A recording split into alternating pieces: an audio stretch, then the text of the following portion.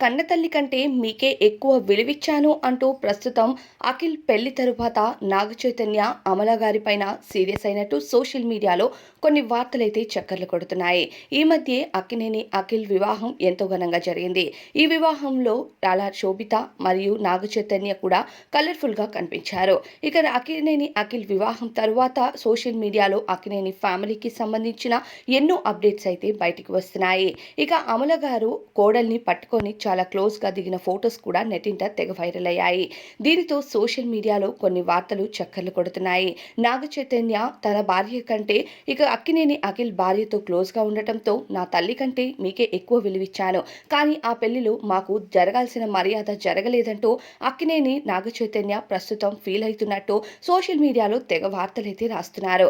కానీ అఫీషియల్గా ఇలాంటి వార్తలు ఎప్పుడు బయటికి రావు.